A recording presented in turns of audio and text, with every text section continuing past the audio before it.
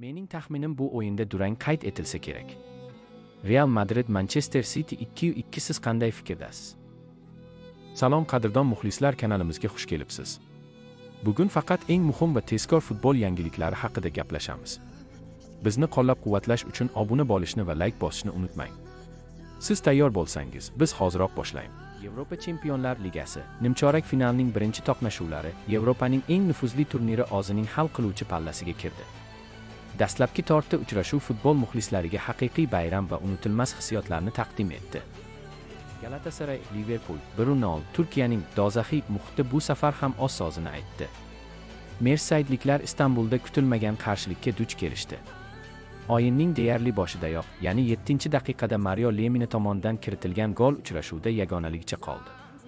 Liverpool qancha harakat qilmasin, turklarning mustahkam himoya qo'rg'onini yorib o'ta olmadi.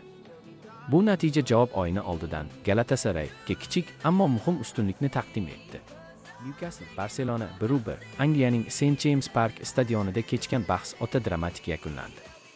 O'yinning asosiy qismi teng kurashlar ostida o'tdi, biroq 86-daqiqada Barnes mezbonlarni hisobni ochdi. Kataloniyaliklar taslim bo'lishmadi va hakam tomonidan qo'shib berilgan 6-daqiqada penalti tepish huquqini qo'lga kiritishdi. Yosh yulduz Yamal sovuqqonlik bilan nuqtadan adashmadi va Barselonani safardagi mag'lubiyatdan saqlab qoldi. Atalanta Bavariya 1-6 Germaniya giganti Italiyaga shunchaki g'alaba uchun emas, raqibni tormor etish uchun tashrif buyurgandek go'yo.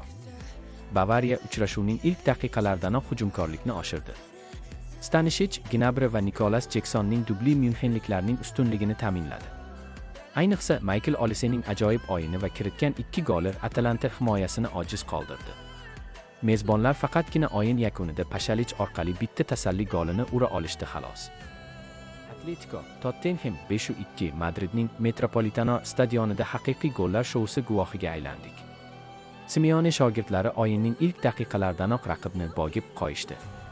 Marcos Llorente 6-daqiqadayoq hisobni ochgan bo'lsa, ko'p o'tmay Griezmann va Julian Alvarez raqib darvozasini ketma-ket ishg'ol qilib, o'yin taqdirini deyarli hal qilishdi.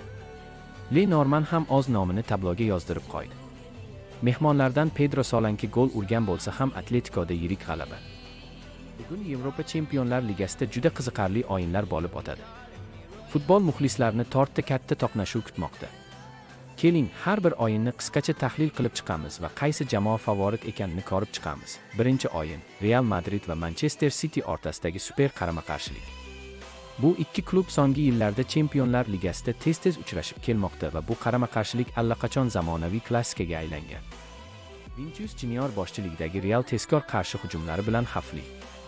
Viniciusni yopa oladigan futbolchi bor City tarkibida, Pep uni asosiyda tushirsa albatta. Statistik ma'lumotlarga ko'ra bu o'yinda Manchester City g'alaba qozonish ehtimoli biroz yuqoriroq, taxminan 55% atrofida. Agar Abduqodir Husanov asosiy tarkibda maydonga tushsa, bu 60% ga ko'tarilsa kerak. Shuning uchun bu o'yinda kichik favorit City, ammo Real uyda o'ynayotgani sababli har qanday natija bo'lishi mumkin. Mening taxminim bu o'yinda durang qayd etilsa kerak. Real Madrid Manchester City 2-2 siz qanday fikrdasiz? Keyingi o'yin Bayer Leverkusen va Arsenal o'rtasida. Arsenal bu mavsum Chempionlar Ligasida juda yaxshi o'yin ko'rsatmoqda va hatto guruh bosqichida barcha o'yinlarni yutib chiqishga muvaffaq bo'lgan. Leverkusen ham kuchli jamoa, ayniqsa Germaniyada uyda juda xavfli. Ammo jamoalar formasiga qaraydigan bo'lsak, bu juftlikda favorit sifatida Arsenal ko'rilmoqda. Meni taxminim bo'yicha bu o'yinda Arsenal g'alaba qozonadi. Safarda o'ynasa ham taxminiy hisob 2-1. Uchinchi o'yin Paris Saint-Germain va Chelsea. Bu ikki klub Chempionlar Ligasida ko'p bor uchrashgan va o'yinlar odatda juda keskin o'tadi.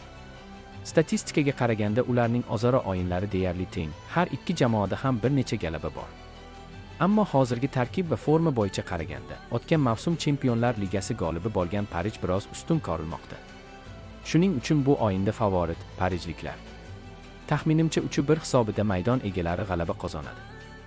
To'rtinchi o'yin Bodio Glimt va Sporting o'rtasida. Norvegiyaning Bodio Glimt jamoasi so'nggi yillarda Yevropa futbolida kutilmagan natijalar ko'rsatib kelmoqda. Ular Chempionlar Ligasida ketma-ket bir nechta g'alabalarga ham erishgan. Shunga qaramay, tajriba va tarkib sifati bo'yicha Sporting jamoasi biroz ustun. Shu sababli bu o'yinda kichik favorit Sporting. Lekin o'tish o'yinida Italiyaning Inter klubini chiqarib yubordi Bodio, demak har narsa kutish mumkin. Taxminiy hisob 2-1. E'tiboringiz uchun rahmat. Futbol olamidagi eng qaynoq voqealarni biz bilan kuzatishda davom eting. Kanalga obuna bo'ling va qo'ng'iroqcha tugmasini bosib qo'ying. Ertangi yangiliklarda ko'rishguncha omon bo'ling.